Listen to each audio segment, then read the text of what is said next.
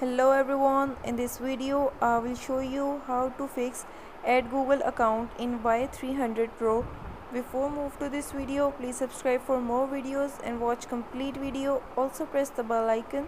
Now let's start our video without wasting any time.